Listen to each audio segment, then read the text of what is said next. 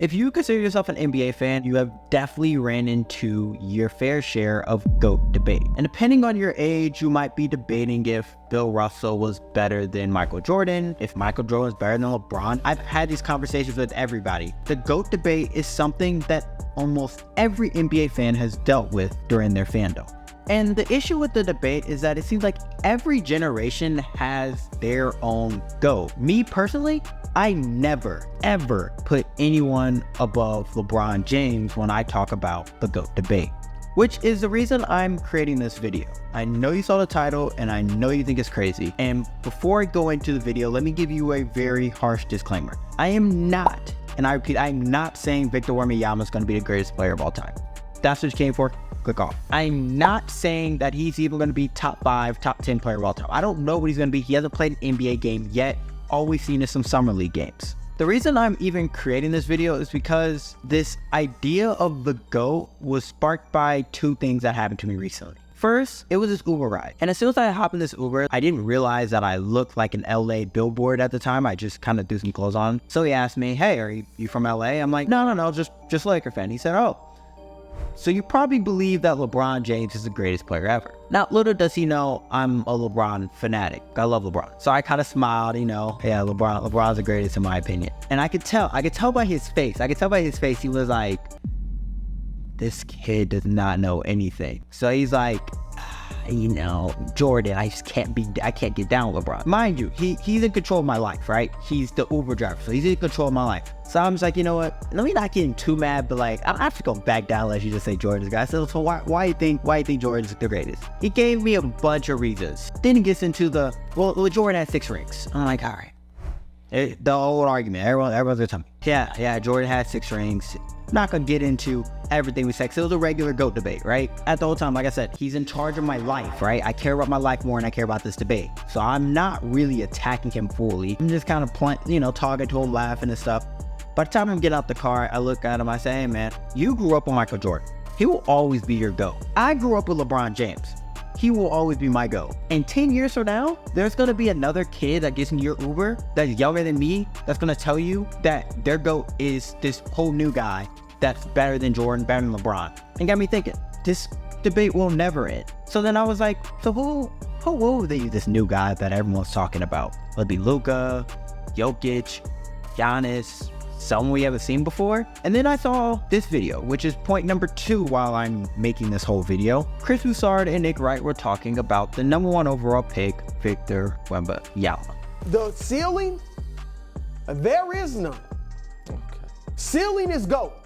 I mean, seriously. GOAT? Yes. Okay. That's the ceiling. Like, is it possible? Yes. If Victor Wembanyama's ceiling is GOAT, if that is his ceiling, how can he become the GOAT? How could he be the next generation's greatest player of all time? So I decided, let me do some research. What makes someone the GOAT? How could Victor Wembanyama become the greatest player we have ever seen? So for everyone that's been living on the rock, let me tell you who Victor Wembanyama is in the first place. Victor Wembanyama was the number 1 overall pick in the 2023 NBA draft. The best way I like to envision Victor Wembanyama is if you had Kevin Durant and Rudy Gobert and you made a baby. If you had the defensive abilities of Rudy Gobert and the offensive talents of Kevin Durant and you made him 7'3" tall and from Fribs, and you would get Victor Wembanyama. That's who he is. The freaking nature can literally do it all on the basketball court, and he is the most hyped prospect we have seen since LeBron James back in 2003.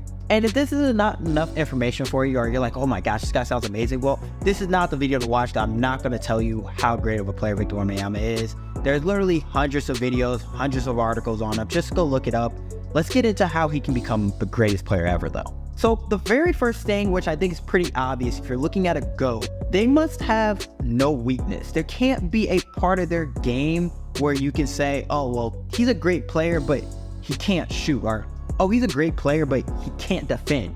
No, you can't have any of that. And with Victor Wembanyama, his skill set, honestly, he fits that mold. Personally, I didn't know if Victor Wembanyama could be a good playmaker in the NBA. Still, we don't know yet because he hasn't played, but I watched some of those summer league games, and yeah, the 7'3" guy has vision. Like, he's not Jokic on the court or anything, but he can make good passes. At 7'3" Victor Wembanyama could easily lead the league in blocks this year, but also be top 20 in 3-pointers made. If you really just try to understand, Wembanyama is so good, is so talented, is so different that he is literally a video game player. But instead, because 2K is probably the worst video game out there in the world, you cannot make a Victor Wembanyama on 2K. Okay, so I'm on 2K now, and we're gonna see if we can create Victor Wembanyama on this terrible basketball game.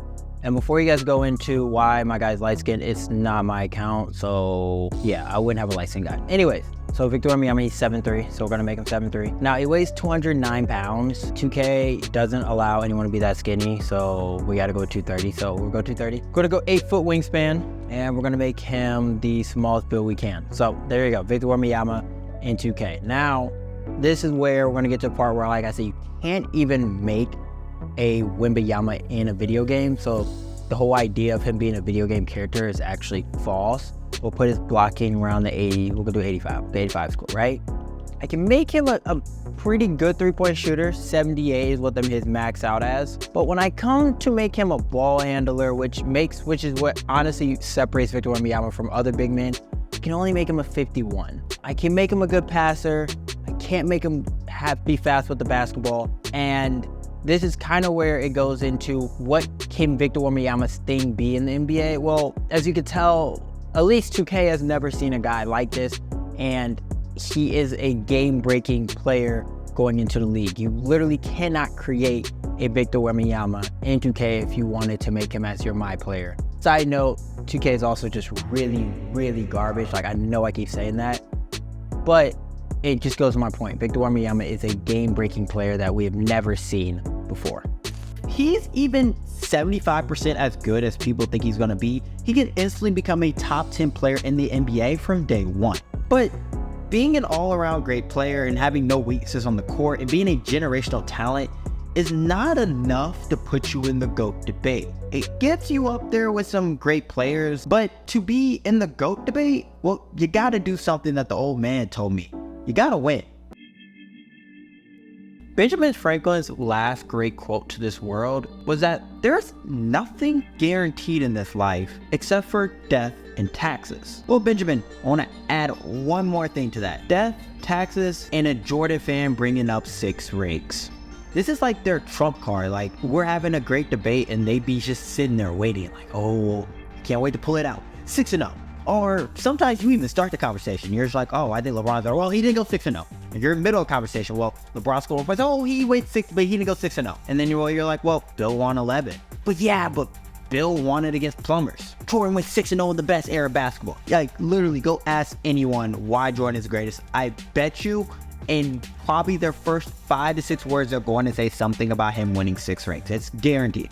Everyone says it. And this is the part where us LeBron fans, we start to hate the debate the most, because then they bring up the terrible record of 4-6 in the NBA Finals for LeBron. But Victor Wembanyama isn't LeBron. He's already in a situation where he might be able to build a dynasty in San Antonio. When I started researching for this video, I noticed a trend. Every great team, all the dynasty-defining teams had a common formula of a couple things, regardless of who they were. First, they had to draft a generational talent. For the Bulls, that was Michael Jordan. For the Warriors, that was Steph Curry. For the Spurs, that was Tim Duncan. Next, you have to have someone to coach this talent. You have to have an all-time great head coach. For the Spurs, it was Greg Popovich. For the Warriors, it's Steve Kerr. For Jordan, it was Phil Jackson.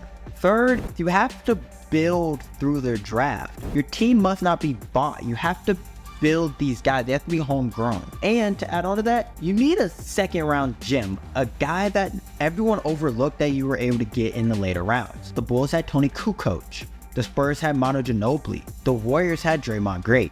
And lastly, you must have a winning culture.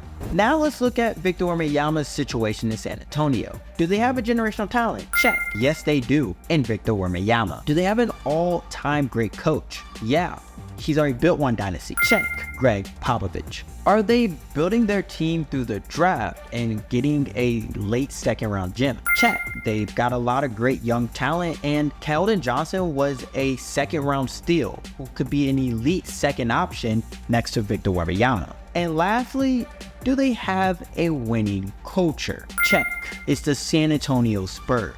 All they know how to do is win. Victor Wembanyama landed in the perfect spot to build a dynasty. But it's not going to happen overnight. It's going to take 2 to 3 years for him to even lead his team into the playoffs. And even longer if he wants to win his first ring. For LeBron, he didn't win his first one until he was 27. Jordan didn't win his first one until he was 28. Us fans, we tend to feel like these players should be winning right out the gate, and we lose the fact that it's very uncommon. We were spoiled with guys like Kobe, who won his first one at 21, or Tim Duncan winning his first one at 22. Those guys are anomalies. You don't usually win that early in your career, and you especially don't win when you are a rookie. In fact, only 3 guys in NBA history have won a championship in their rookie year being a top 3 option on their team. Those guys would be Jamal Wilkes, Bill Russell, and Magic Johnson. So don't expect Victor Wembanyama to come in the first year and to take the Spurs to the promised land. Instead, look at the future of the Spurs. Guys like Keldon Johnson and Devin Vassell have made huge strides in their game from the past 2 years. Keldon could turn out to be a legit second option in the Spurs offense, and Devin showed that he could be an elite sharpshooter in the NBA. Trey Jones just signed an extension this offseason and has been improving each season and actually led the team in assists and steals last year. And last year's pick, Jeremy Sohan, was an amazing pick for the Spurs and showed great signs of a Rodman-esque player for the future of the Spurs. Everything from his colorful hair to his playstyle, he reminds guys a lot of Dennis Rodman. Now, that alone is not enough for the San Antonio Spurs to win. They're also sitting on $30 million of cap space and multiple first-round picks over the next 5 years from other teams. The Spurs have a legit chance of forming a championship-winning squad around Victor Wembanyama. And with the winningest head coach in NBA history signing a 5-year extension this offseason, the Spurs are set up to form a dynasty. But Wembanyama, he can't just reach these expectations of GOAT status with 1 ring. No, he needs 4, 5, 6, 11 rings to be in this conversation. Okay, not 11. He doesn't need 11. Like 11's crazy. No one's probably ever going to beat that. But you get my point. He needs more than 4 to really be in conversation of greatest player of all time. But there's one more thing that separates the greatest players of all time from everybody else. You have to be transcendent. It's not enough to be the best player in the world for your era. It's not enough to win multiple rings. You have to do something that transcends basketball and the culture around basketball. Something that will make the casual fan remember your name long after you're done playing basketball. But what does that even mean? What does it mean to be transcendent? How does someone have so much impact? Does everyone have to make shoes like Jordan? Like, what is it? What do you have to do? Well, that's what I figured out. Now, don't make me the end-all be-all of what being transcendent has to be, but this is what I think it means to be transcendent in the NBA and be remembered for years on end. Look back at some of the greatest names that we've ever seen play in the NBA. LeBron, Kobe, Jordan, Curry. What do they all have in common? They're one-word names. And yeah, this might sound dumb, like, okay, they have one-word simple names. What does that mean? Well, you gotta remember, people are dumb. No casual fan wants to say Antetokounmpo every time they're talking about the NBA or talking about their favorite player. Shoot, I watch NBA basketball and I still can't spell Antetokounmpo. I just know how to say it. No, we don't say Antetokounmpo, we say Giannis. Or even look at this year's Finals MVP, Nikola Jokic. American people, like I said, we're dumb. We didn't know how to say Jokic, so we called him Joker because it was similar to Jokic. It's something that's common in American culture. When you hit superstar status, the rest of your name just disappears. You become a one-word name. Kanye, Drake, Brady, Messi, Wemby. Yes, Victor Wembanyama, before he was even drafted, American culture took his name and said, yeah, we're not saying Wembanyama, we're not even spelling it. Wemby. So he has it, great. He's transcendent. Got it. Wembby. That's the name we're going with. However, that's not enough. Still need some more. Now you got your name. What else do you need to be transcendent? The next thing Wemby needs, well, he needs his thing. Now pause, I know. But let me break it down to you, what I mean. Kobe, he was the Black Mamba for his mindset on the game and the way he attacked and his aggressive mentality. Jordan was known for his unreal athleticism, sticking his tongue out, doing things we've never seen before. Steph Curry is the greatest shooter of all time. He makes shots that are unbelievable. And LeBron acts like Father Time doesn't exist, like he's 38, bro. He's gonna be 39. Kareem had the only unblockable shot of all time, the sky hook. I mean, I could literally go on. There's so many players that had their thing. So what is Wembanyama's thing going to be? What is that thing that he does that everyone's gonna remember him by? Because being a 7'3" do-it-all center is great, but we have Bobo, we have Chet Holmgren. We've seen it. That's not enough. I don't know what it is going to be for him, but he's got to figure out something that makes him known as why we love Wembanyama, why we think he's so great. Something we can point to. So when he figures that out, and he already has the name Wemby, we get to the last one. The most crucial part of the GOAT's career is their rival. That player or team that they struggle to beat for so many years, and when they finally do, they become such a better player when they do. Think about it. Every great superhero movie or show you've ever watched, they have their villain, that guy that they have to go train hard for, or they have to do something just to beat them. For me, I like to look at it in anime terms. If you ever watched Dragon Ball Z, you have Goku. Now, Goku is known as probably the strongest anime character of all time. But what makes Goku so strong? Every time a new alien comes down and tries to defeat and take over Goku's world, what does Goku do? He dies. He dies, and then he trains, and then he comes back, and he has a new Super Saiyan, and he's stronger than ever, and he defeats that guy. That rival, that guy that makes him so strong. That is why he is the strongest we've ever seen. Because he goes, and he loses, and he tries, and he trains, and he becomes better than ever before. You need your rival to become great. The same thing happens in basketball. Talk to any Jordan fan. They will tell you about the Jordan rules, about the bad boy Pistons, about how Jordan had to become stronger to beat the Pistons. Or look at LeBron, how he couldn't beat the Celtics, so he had to go to Miami. He had to form, he had to learn how to win to beat Boston. And then he had to learn how to beat Curry or Kobe.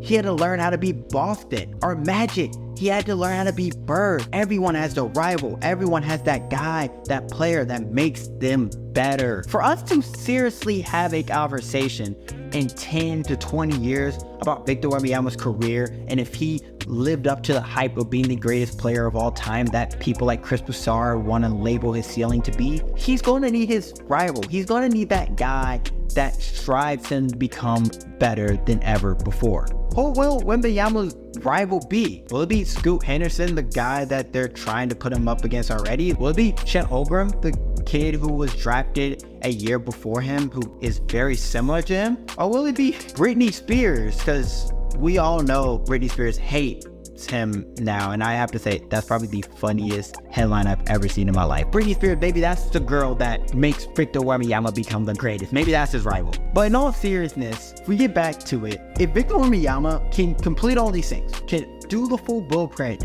of how to become a GOAT, well, we 100% will have to start having that conversation in 10 to 20 years. And maybe the next time someone hops in an Uber with an older gentleman and they start talking hoops, maybe it'll be, is he better than LeBron? Maybe that kid will be having a Victor Wembanyama jersey on, or some Spurs gear instead of some Lakers gear. Because let's face it, at the end of the day, this conversation is never gonna end. Like, it will never end. There will always be this new guy that these young kids think is so good because that's who they grew up on. That's their superhero. That is better than anything we've ever seen. And hey, maybe that guy will be Victor Wembanyama for all we know. Like, they're portraying him to be that great. And if he is as great as they say he is supposed to be, well, the GOAT debate, it will never, ever truly end. Now, I'm not gonna lie to you. When I started making this video, I was like, yo, I gotta make a huge disclaimer. Like, I gotta make a huge disclaimer because I don't want to say that Victor Wembanyama is gonna be the GOAT. Like, that's a very, very, very bold claim. But when you have people like Chris Broussard that are going on national television saying that his ceiling is GOAT, it makes me wanna have the conversation of how this can even happen. Like, is this even a thing that can happen? And honestly, I'm gonna be real. I think that Wembanyama landed in such a perfect spot for him. Like, the Spurs team is perfect for Victor Wembanyama. They know how to deal with foreigners. They have a great culture. I mean, he was already out to eat with Tim Duncan, Tony Parker, David Robinson, Ginobili, I think was there. And they've dealt with generational bigs. They have young guys. Like, if you never really watched the Spurs, Keldon Johnson is nice. Keldon Johnson is a bucket. Trey Jones, he's gonna develop. I don't know if that's gonna be their point guard forever, but like they got some pieces. That's not a bad. Like, that's not a terrible team. I know they suck. Like, they're really bad, but like they're just young, bro. And I like that this offseason they didn't go after a star. They didn't try to go bring. I mean, the offseason's not over, so maybe they could bring in someone. But like, I don't think they should go bring in anyone. Develop Victor, see how he plays around these guys. And Popovich signed a 5-year extension to double down on this team. Yeah, there's a lot of stuff like going on in San Antonio. I look forward to watching. I hope they get a lot of nationally televised games this year so I can watch them play. Hope you guys liked the video, and let me know in the comments who your GOAT is, because mine is LeBron, and it'll probably always be LeBron. I'll argue LeBron until I'm in the grave. I'm gonna be real with you. So yeah, let me know your GOAT, and yeah, thanks for watching. Bye.